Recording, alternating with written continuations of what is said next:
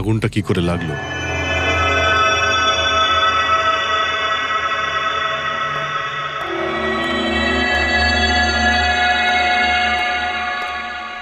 কিভাবে হলো এইসব? সবকিছু তো একদম ঠিক ছিল, জানি না আগুন কি করে লাগলো। এতজন মানুষের অভিশাপ তো লাগবেই, তাই না? এই কি বললে তুমি? আমি জানতে পেরেছিলাম স্যার যে দিলীপ স্যার কোনো কোর্টের কেসে ফেসে গেছিলেন। খুব বড়সড় কেস ছিল স্যার, কিন্তু কিছুদিন আগে ছাড়াও পেয়ে গেছিলেন। অনেকে এই নিয়ে রেগেও ছিলেন। আচ্ছা, এই ঘটনার সুযোগ নিয়ে কেউ ওকে মেরে দেয়নি তো?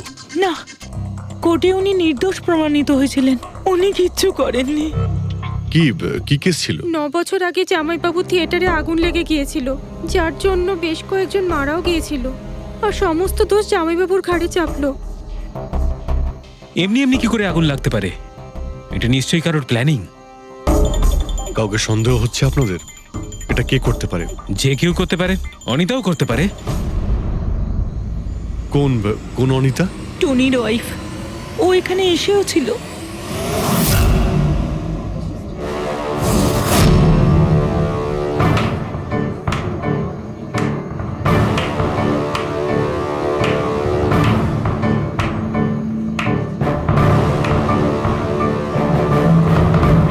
অনিতা, অন্য লোকের ঘর ভেঙে দিয়ে নিজের পরিবারের সঙ্গে এখানে ফুর্তি করা হচ্ছে। ভেরি গুড, ভেরি গুড, বাহ। কিন্তু একটা কথা মনে রেখো, ওই লোকগুলোর মতো তোমরাও ছটফট করে মরবে। সিকিউরিটি, আই চুপ, একদম চেঁচাবি না। বের করো একে বাইরে, বের করো। চলুন ম্যাম, বাইরে চলুন। আউট। মনে হচ্ছে তোদের কি পরিণতি হবে তা নিয়ে কোনো মাথা ব্যথা নেই। তোদের খারাপ সময় শুরু হয়ে গেছে, মনে রাখিস। তুই আমার টনির সাথে যা করেছিস না, মনে রাখিস এরপরে তুই আর বেশি দিন বাঁচবি না, শুনেছিস? তুই এই নিয়ে যাবে কে? তুই আর বাঁচবি না, নরকে যাবি তুই। আর তাকিয়ে দেখছো কি? নিয়ে যাবে কে? তোকে নরক যন্ত্রণা ভোগ করতে হবে, ছটফট করে মরবি তুই, মনে রাখিস। আরে যা।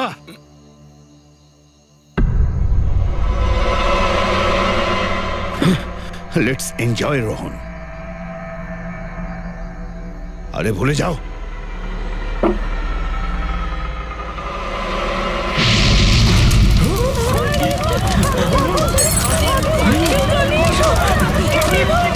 দিলীপ আর রোহনকে যে কেসে ভাসানো হয়েছিল, সেই কেসেই কোর্ট টনিকে শাস্তি দিয়েছিল। আচ্ছা, কে কে জানতো যে আপনারা এখানে এই রেস্টুরেন্টে আসবেন? জানি না স্যার।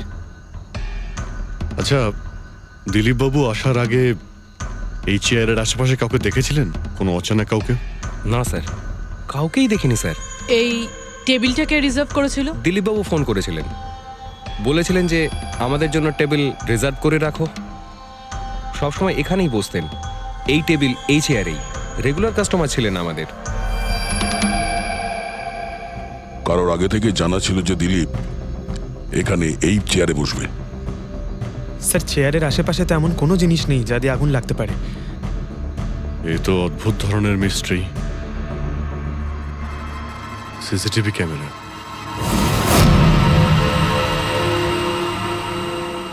এর ফুটেজ থেকে জানতে পারা যাবে কি হয়েছিল এখানে। ও মাই গড, এসব কিভাবে হলো? কে করতে পারে এসব? ওই করেছে যে দিলীপকে খুন করেছে প্রমাণ লোপাটের জন্য। আর যে কেউ কিভাবে এই মনিটর রুমে চলে এলো? তোমার সিকিউরিটি কোথায়? স্যার, এই রুমে সিকিউরিটির কোনো প্রয়োজনই হয় না। এর আগে এরকম কখনোই হয়নি স্যার। স্যার, স্যার আমার মনে হয় না সিসিটিভি ফুটেজ ডিলিট করার মতো সময়ের কাছে ছিল। ও শুধু ভাঙচুর করেছে। যদি আমরা কোনো এক্সপার্টকে ডাকি স্যার, তাহলে সে হয়তো হার্ড ডিস্ক থেকে রিকভার করতে পারবে।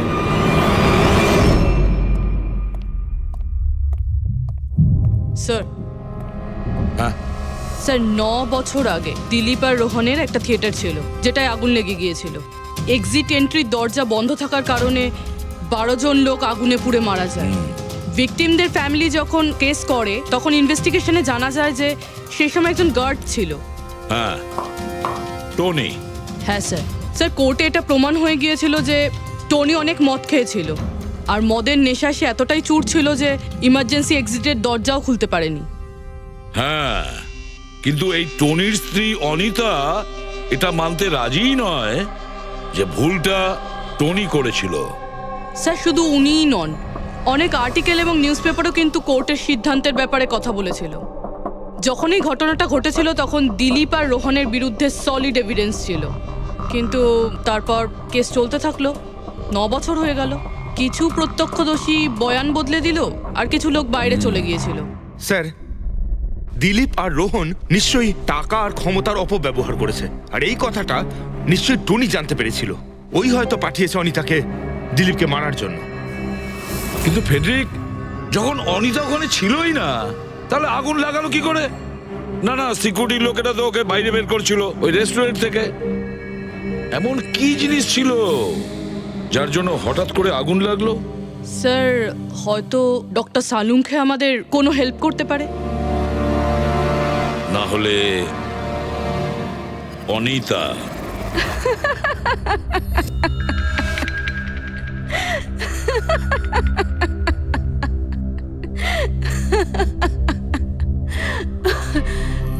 আপনারা তো অবাক হচ্ছেন কেন? আমার হাসি দেখে, নাকি দিলীপের মৃত্যুর জন্য? দিলীপের মারা যাওয়াতে এত আনন্দ কিসের? আচ্ছা, আমি খুশি হব না তো আর কে হবে বলুন তো? কালকে রাত্রে রেস্টুরেন্টের থেকে বেরোনোর পর তুমি কোথায় গিয়েছিলে? জেলে, আমার স্বামীর সঙ্গে দেখা করতে। ওয়ার্ডেনের কাছে সমস্ত রেকর্ড আছে, আপনারা চাইলে চেক করতে পারেন। সেটা তো আমরা করবই।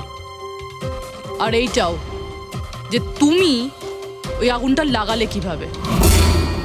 কোনো কালো জাদু করেছিলে তুমি? দিলীপের গায়ে হঠাৎ করে আগুন লাগলো কি করে? কালো জাদু জানলে অবশ্যই প্রয়োগ করতাম, কিন্তু আমি খুব খুশি হয়েছি। দিলীপও ঠিক সেইভাবেই ছটপট করে মরেছে, যেভাবে 9 বছর আগে ওই নিরীহ লোকগুলো মারা গেছিল, যেটা শাস্তি এখন আমার স্বামী টনি ভুগছে। তুমি এইটা কিভাবে বলতে পারো যে টনির কোনো ভুল ছিল না? তুমি তো ওখানে ছিলেই না। আমি ওখানে ছিলাম না, কিন্তু টনি এখানে ছিল। সেদিন ওর শরীর খারাপ ছিল। ওর মালিকদের মানে রোহন আর দিলীপকে বলে তাড়াতাড়ি বাড়ি চলে আসে আগুন লাগার অনেক আগেই। ভুল ওদের দুজনের ছিল, ওরাই পুরনো দরজা ঠিক করায়নি, যার জন্য ওখানে আগুনে পুড়ে অনেক লোক মারা গেছিল। আমার স্বামীর নয়, ওদের দুজনের দোষ ছিল। তাতে তোমার নিশ্চয়ই খুব রাগ হয়েছিল, ওদেরকে মেরে ফেলারও ইচ্ছে হয়েছিল। 12 জন মারা গেছিল ওখানে। আমার থেকে অনেক বেশি রাগ ওদের পরিবারের লোকেদের হয়েছিল, কিন্তু এখন হয়তো ওরা খুব খুশি দিলীপের মৃত্যুর খবর শুনে। খুব খুশি হয়েছে।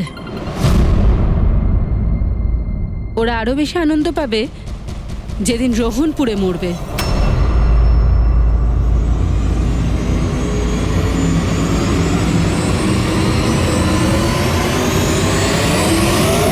স্যার 42 জন আছে, ওই 12 জন ভিকটিমের কাছের আত্মীয় আর ফ্যামিলির লোকেরা মিলে। সাসপেক্ট বেশি আর সময় কম। স্যার, এই 42 জন লোকের মধ্যে সবার আগে সেই সমস্ত লোকেদের নাম সরিয়ে দিতে হবে যারা কালকে দিলীপের মৃত্যুর সময় শহরে ছিল না। স্যার, 9 বছর হয়ে গেছে এই ব্যাপারটার। হয়তো অনেক মানুষ দেশ ছেড়েও চলে গিয়েছে, আর কিছু লোক হয়তো এই পৃথিবীতেই আর নেই। তারপরেও খোঁজ তো নিতে হবে। দেখো কজন শহরে ছিল যখন দিলীপের মৃত্যু হয়।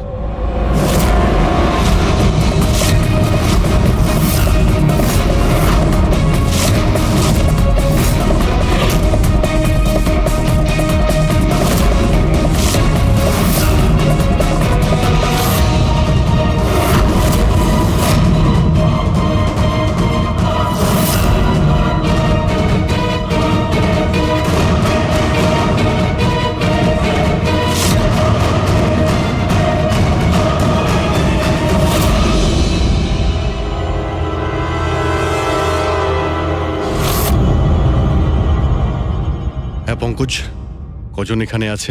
27 জন স্যার, যারা সেই সময় শহরে ছিল। আর ওদের দিলীপকে মারার কারণও ছিল। ঠিক আছে, সবাইকে বিউরোতে ডাকো, দেখা যাক ওরা নির্দোষ হওয়ার কি গল্প শোনায় আমার। তোমার বাবা 9 বছর আগে থিয়েটারে আগুন লাগার কারণে মারা গেছেন, তাই তো? Yes sir. আপনার হাজবেন্ড ফিল্ম একাই দেখতে গিয়েছিলেন? সেই দিন আমি বিজি ছিলাম, তাই উনি একাই চলে যান। কালকে রাত্রে কোথায় ছিলে তুমি? স্যার আমি আমার বন্ধুদের সঙ্গে ছিলাম। স্যার আমি পাসপোর্ট অফিসে গেছিলাম। ওই দুজনকে আমি এমনি এমনি ছেড়ে দেব না। তো কি করেছিলে তুমি? ভেবেছিলাম যে দিলীপের সাথে ফেস টু ফেস দেখা করব আর ওকে জিজ্ঞেস করব যে তুমি এরকম কেন করলে। স্যার তারপরে আমি আমার বন্ধুদের সাথে বাড়িতে যাই। আমি আমার ওয়াইফের সাথে মলে ছিলাম। স্যার আমার বন্ধুদের জিজ্ঞাসা করতে পারেন। স্যার যদি ওর সাথে আমার দেখা হতো তাহলে ও রেস্টুরেন্টে বেঁচে ফিরতো না। দিলীপ ওর কর্মের শাস্তি পেয়ে গেছে। আমি রেস্টুরেন্ট থেকে জানতে পারলাম যখন যে দিলীপের সাথে কি হয়েছে, তখন মনে শান্তি পেলাম স্যার। আর বাকি থাকলো রোহন, ও তার কর্মের শাস্তি নিশ্চয়ই পাবে। এবার এই 27টা নামের মধ্যে তাদের নামগুলো রেখে দাও যারা ঘুরিয়ে ফিরিয়ে উত্তর দিচ্ছিল, আর যারা নিজেদের উত্তর অনেক আগে থেকেই তৈরি করে রেখেছিল।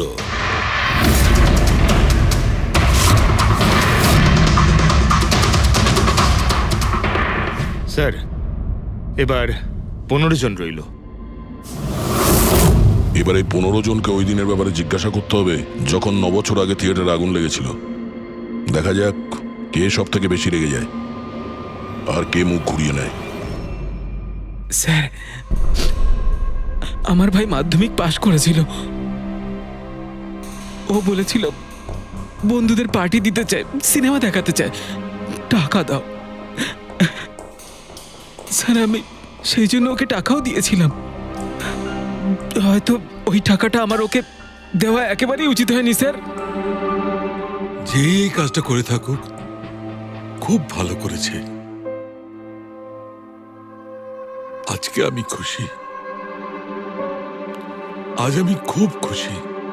কুমারবাবু আপনি ইউনিভার্সিটিতে ফিজিক্সের প্রফেসর, তাই তো? Yes sir, head of the department physics.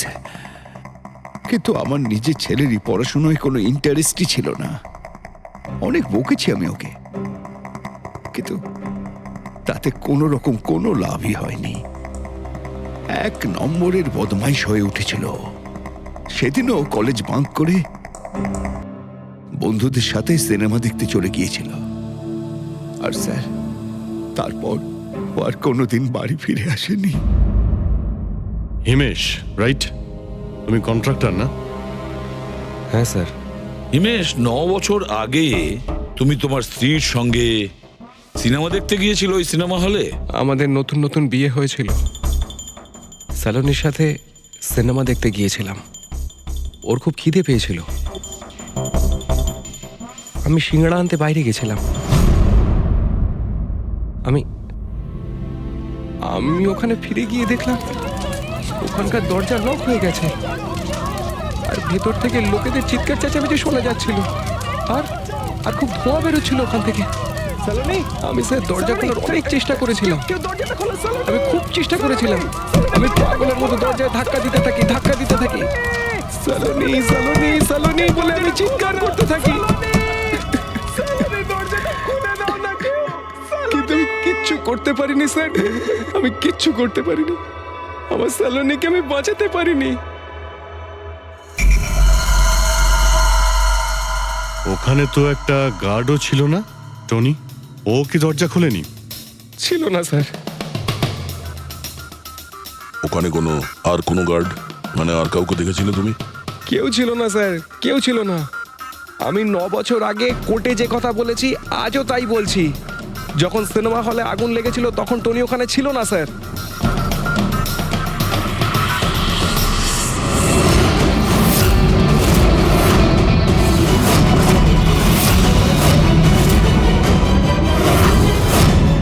Sir এই হলো আমাদের 15 জন সাসপেক্ট যারা দিলীপকে খুন করতে পারে। স্যার পুলিশ বলছিল যে ফায়ারম্যানরাও বলতে পারেনি যে আগুনের এক্স্যাক্ট সোর্সটা কোথায় ছিল। ওরা তো দেখা মাত্রই জানতে পেরে যায়, তাই না? জানতে পেরে যায় যে ওখানে এমন কি জিনিস ছিল যাতে আগুন ছড়িয়ে পড়ে। কিন্তু ওরা জানতে পারেনি,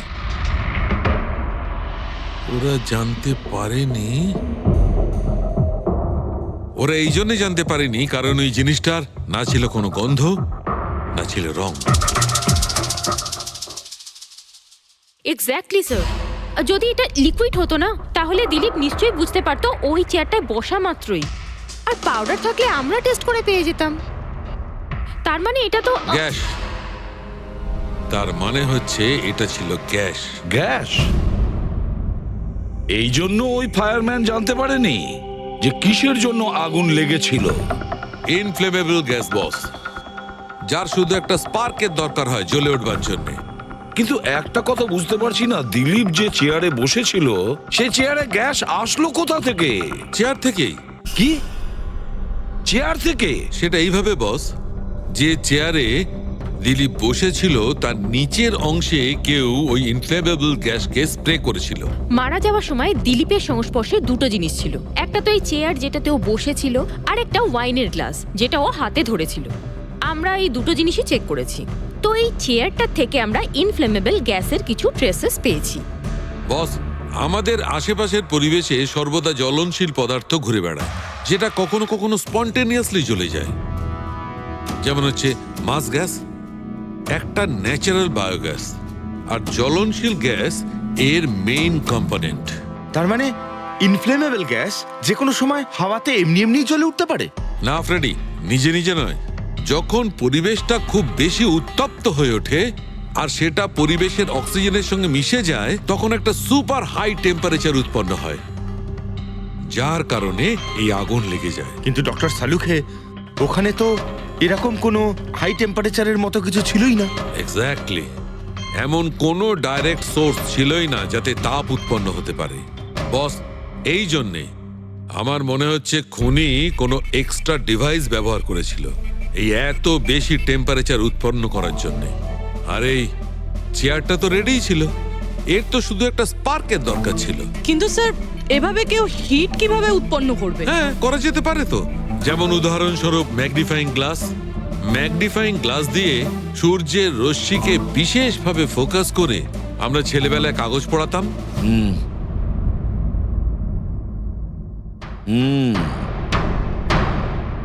মনে হচ্ছে ওই রেস্টুরেন্টে আবার যেতে হবে, খোঁজ নিতে হবে কিসের থেকে আগুনটা লেগেছিল।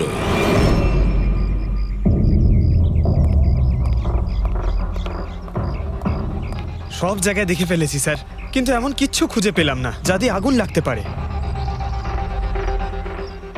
আর এটা ওপেন এয়ার রেস্টুরেন্ট। যখন খুনি দিলীপের চেয়ারের নিচে ওই ইনফ্লেমেবল গ্যাস স্প্রে করেছিল, কেউ তো দেখেছিল। সেটাই তো, চেয়ারে হঠাৎই আগুন লেগে যায় আর দিলীপ পুড়ে মারা যায়। কেউ কিছু দেখেনি, আর না আমরা কোনো প্রমাণ পাচ্ছি। স্যার, ওই data expert CCTV footage recover করে ফেলেছে, আপনারা দেখতে পারেন স্যার। গুড। দয়া, তুমি গিয়ে দেখো, ততক্ষণ আমি এখানে দেখছি কিছু পাওয়া যায় কিনা। স্যার, দিলীপ আর ওর ফ্যামিলি আসার 15 মিনিট আগের ফুটেজ এটা।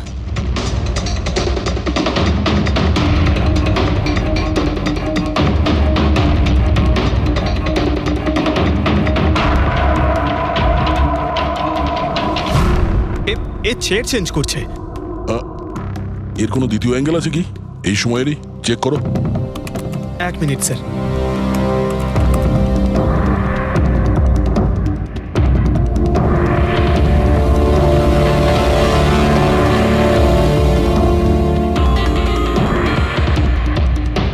ও চেয়ারটার সঙ্গে কি করছে? গ্যাস স্প্রে করছে নাকি? হ্যাঁ, ও নিজের চেয়ারে গ্যাস স্প্রে করলো, আর ও নিজের চেয়ারের সঙ্গে ওই চেয়ারটা বদলে দিল যেটায় দিলীপ বসতো।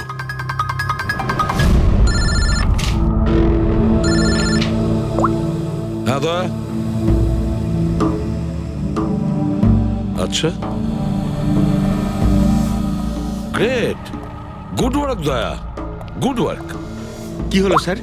যে দিলীপের চেয়ারটা কারসাজি করেছিল তার খোঁজ পাওয়া গেছে। সে আসলে একটা লোক, ওর শারীরিক গঠনটাও জানা গেছে। আর দেখি আমরা, দয়া ফটোটা পাঠাচ্ছে।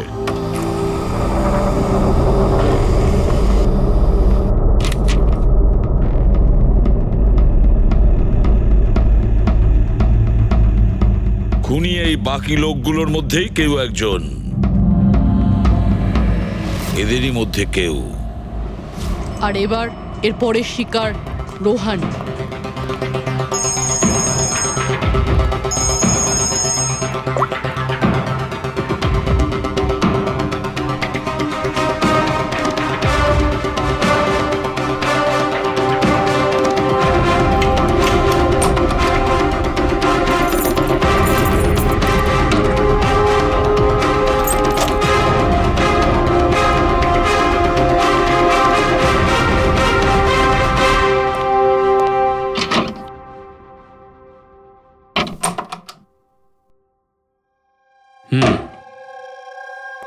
আমার মনে হয় কারোর আমার আর দিলীপের মুক্তিতে অসুবিধা হচ্ছে।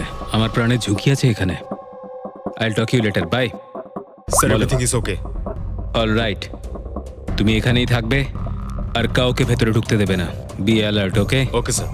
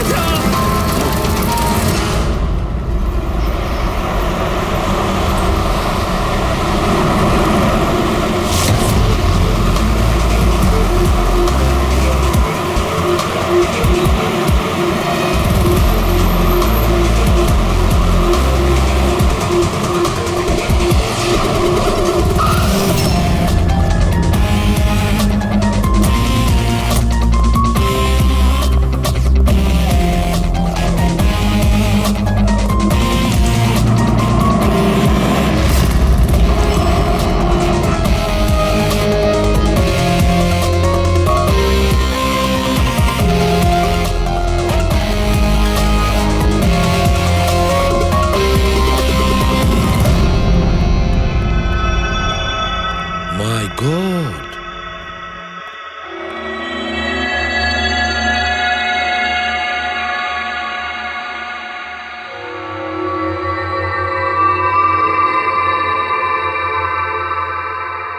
কি হয়েছিল এখানে আর কিভাবে?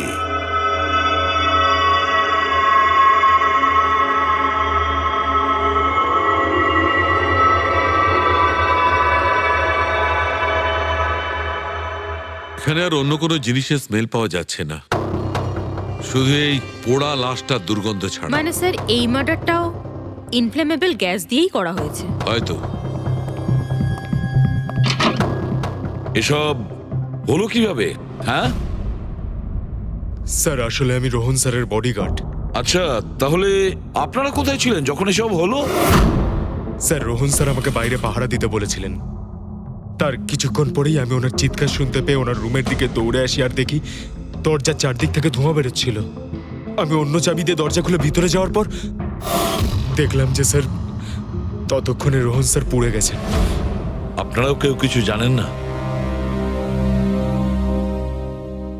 অদ্ভুত ব্যাপার, রুমের মধ্যে কোনো সূত্র পাচ্ছি না, শর্ট সার্কিট হয়নি, পর্দাটা ভেতর থেকে বন্ধ, এই উইন্ডোজটা পার্মানেন্টলি ক্লোজড, কেউ বাইরে থেকে ভেতরেও আসতে পারবে না, আর বাইরে থেকে ভেতরে কোনো ভিউও নেই, কেউ দেখতেও পাবে না। তাহলে লোকটা মরলো কিভাবে? এটার থেকে আগুন লেগেছে বস।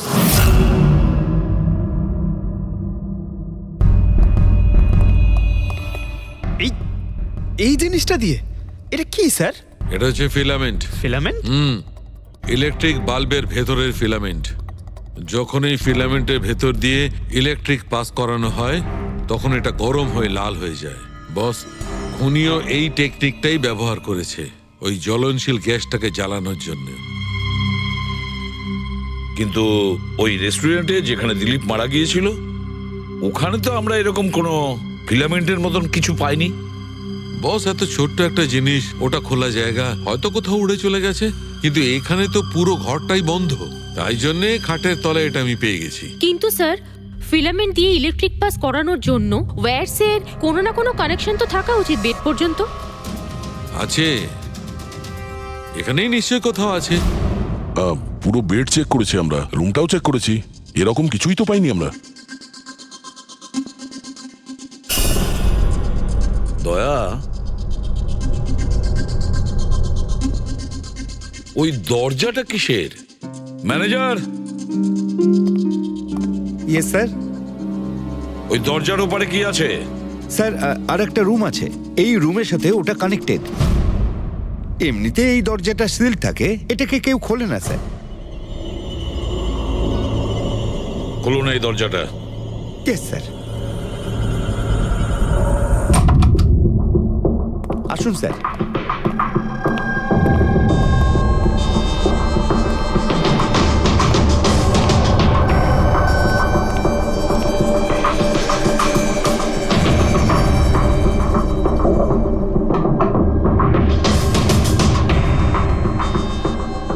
আচ্ছা ম্যানেজার বাবু, কার রুম এটা? কে থাকে এই রুমটাতে? কোনো একজন গেস্ট স্যার, ডিটেলস চেক করতে হবে। দেখুন। Okay sir.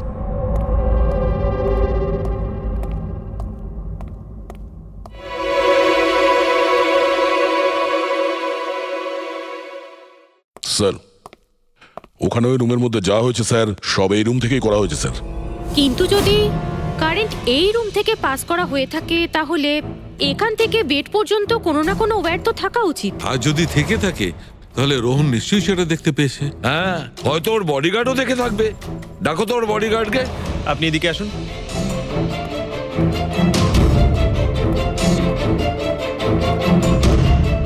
একটা কথা বলো, যখন তুমি রোহনের ঘরে এসেছিল তখন কোনো তার দেখেছিলে এখানে এই দরজা থেকে ওই রুম পর্যন্ত? কোনো কিছু?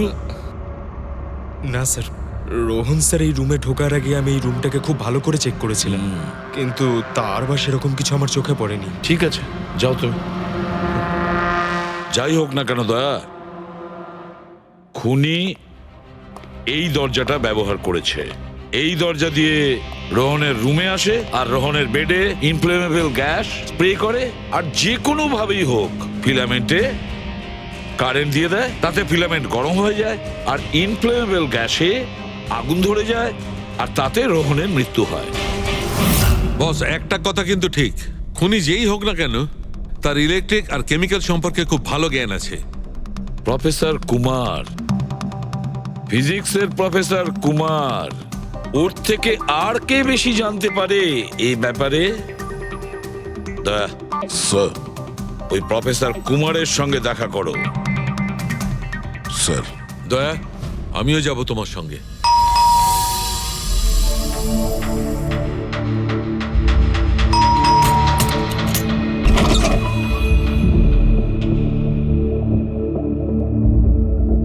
প্রফেসর কুমার আছেন বাড়িতে? হ্যাঁ আছেন, কিন্তু আপনারা? সিআইডি। সিআইডি? সব ঠিক আছে তো স্যার? হ্যাঁ, ওনাকে কিছু জিজ্ঞাসা করার আছে। কোথায় উনি? বাইরে বাচ্চাদের পড়াচ্ছেন, আমি ডেকে আনছি। ঠিক আছে ঠিক আছে, আমরা দেখছি।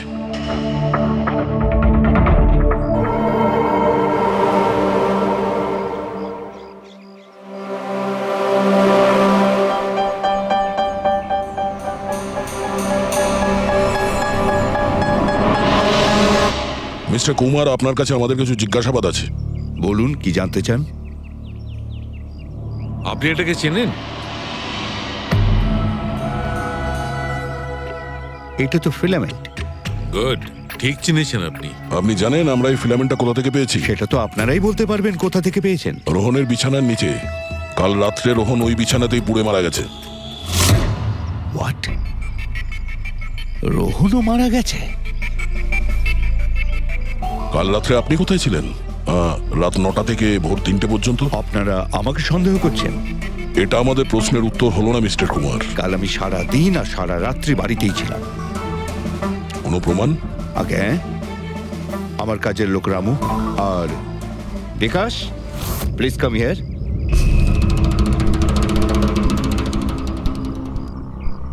Yes sir. এনাদের বলো যে কাল কোথায় ছিলাম। স্যার আমাদের সবার এক্সট্রা ক্লাস নিচ্ছিলেন এই বাড়িতেই। কটা থেকে কটা পর্যন্ত? স্যার সন্ধ্যা 6টা থেকে ভোর 5:30 পর্যন্ত। সামনেই আমাদের এক্সাম, তাই আমরাই স্যারকে রিকোয়েস্ট করেছিলাম এক্সট্রা ক্লাস করানোর জন্য। ঠিক আছে স্যার, তুমি যাও বাবা। স্যার, আমার আরো 5 জন স্টুডেন্টস আছে যারা কাল সকাল 9টা থেকে 5:30 পর্যন্ত আমার কাছে ছিল। বলেন তো ওদেরও ডাকি? ঠিক আছে, এবার আমি যেতে পারি স্টুডেন্টদের পড়াতে?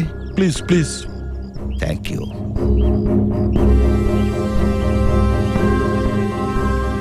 হ্যাঁ, তাহলে আমি যেটা বলছিলাম যে শোল্ডারিং ওয়্যার ছাড়াও আমরা মাদারবোর্ড ফিক্সড করতে পারি with the help of adhesive conductor.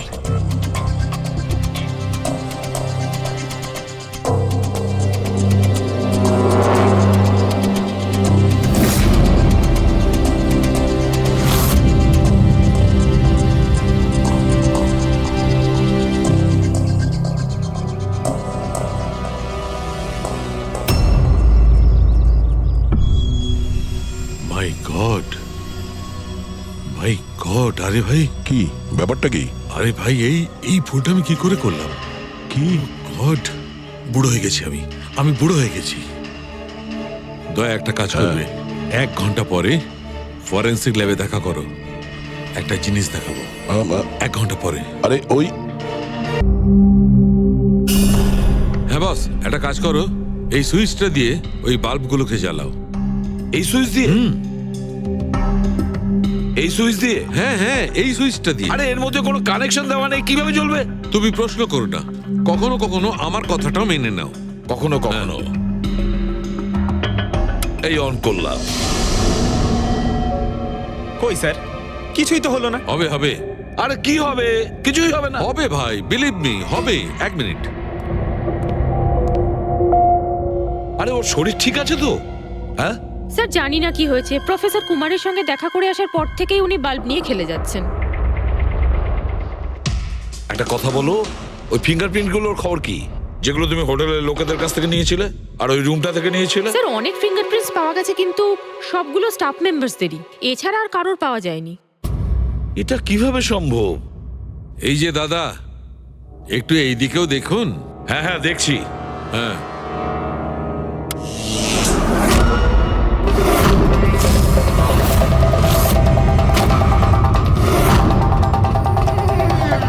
আরে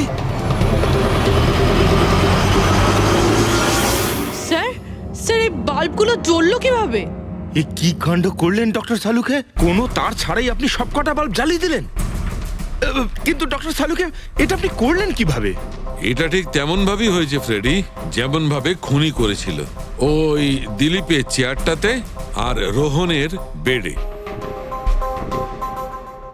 ম্যাজিশিয়ান সালুকে, এবার পরিষ্কার করে বলুন আপনি সব করলেন কিভাবে?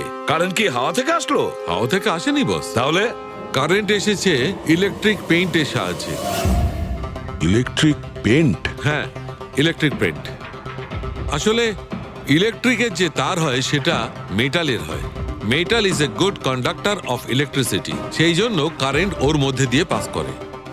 ঠিক একই রকম ভাবে কিছু পেইন্টও আছে যেগুলোকে আমরা ইলেকট্রিক পেইন্ট বলি, আর এটাও গুড কন্ডাক্টর অফ ইলেকট্রিসিটি। এর মধ্যে দিয়েও ইলেকট্রিসিটি পাস করতে পারে। অদ্ভুত ব্যাপার হলো এটা যে কোনো কালারের সঙ্গে মিশে যায়, যেটা খুব সহজে যে কোনো ব্যাকগ্রাউন্ডে মার্জ হতে পারে। ও, এই কারণেই আমরা হোটেলের রুমে আর রেস্টুরেন্টে কিছু দেখতে পাইনি স্যার। এক্স্যাক্টলি দয়া, খুনি আসলে হোটেলের রুমের আর রেস্টুরেন্টের ফ্লোরের দুটোর কালার এই কালারের সঙ্গে ম্যাচ করেছে, এই জন্য আমরা দেখতে পাইনি। তার মানে ইলেকট্রিক কারেন্ট, এই ইলেকট্রিক পেন্ট, এটা কি খুব সহজেই পাওয়া যায়? হ্যাঁ, পাওয়া যায়। আসলে এটা ইলেকট্রিক সোল্ডারিং আর রিপেয়ারিং এর কাজে লাগে। আর এটা সবচেয়ে বড় বিশেষত্ব হলো যে এটা সাধারণত খালি চোখে এটা দেখা যায় না, শুধুমাত্র ইনফ্রারেড লাইটেই এটা দেখা যায়। আমি দেখাচ্ছি।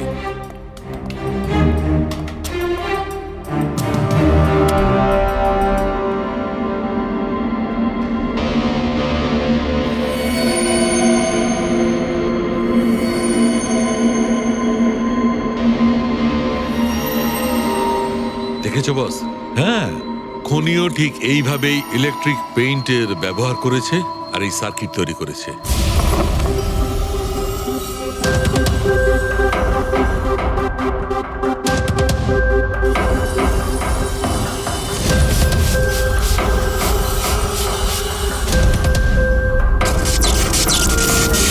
একটা কথা তো নিশ্চিত, এ যেই হোক না কেন তার এ সমস্ত ব্যাপারে খুব ভালো জ্ঞান আছে।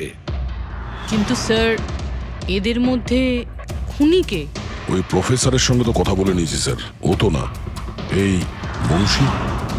এই লোকটা তো একজন ক্লার্ক, কিন্তু আমার মনে হয় না যে একজন ক্লার্কের সায়েন্সের ব্যাপারে এত জ্ঞান থাকতে পারে।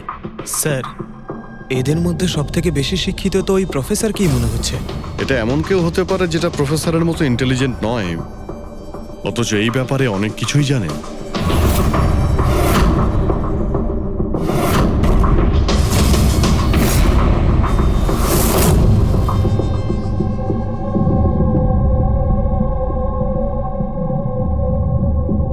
সেই লোকটা অভিজিৎ, এই লোকটাই সে। মনে পড়ছে কি বলেছিল আমাদের, যে ও কি কাজ করে?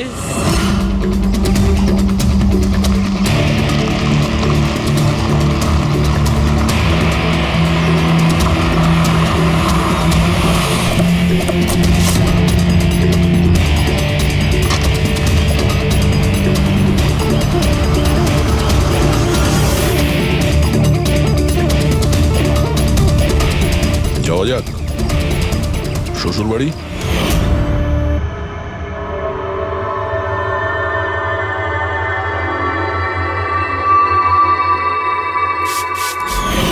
দিলীপ আর রোহনের উপর কেস হয়েছিল, কিন্তু আমি জানতাম ওরা টাকা আর পাওয়ারের জোরে ছাড়া পেয়ে যাবে। কিন্তু ওদের কাছে টাকা থাকলে আমার কাছে ছিল বুদ্ধি।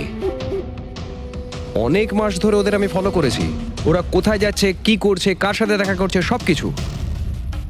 আর শেষ পর্যন্ত ওদের দুজনকে মারার উপায় আমি পেয়েই যাই, ইলেকট্রিক পেন্ট আর সার্কিটের মাধ্যমে। এই দুটো জিনিসের বিষয়ে আমি খুব ভালো করে জানতাম। ব্যাস, দিয়ে দিলাম দুজনকে শাস্তি। দুজনকে মেরে ফেলেছি জ্যান্ত পুড়িয়ে, যেভাবে ওরা আমার সালোনিকে মেরেছিল। হিমেশ, তোমার স্ত্রীর সঙ্গে যা কিছু হয়েছে সেটার জন্য আমরা সবাই দুঃখিত, কিন্তু দিলীপ আর রোহনকে মেরে তুমি কি পেলে? তুমি কি ফিরে পেলে তোমার স্ত্রীকে? প্রতিশোধের আগুনে পুড়ে তুমি দুজনকে মারলে। আইন তোমাকে কোনোদিন ক্ষমা করবে না, কঠোর থেকে কঠোরতম শাস্তি হবে তোমার।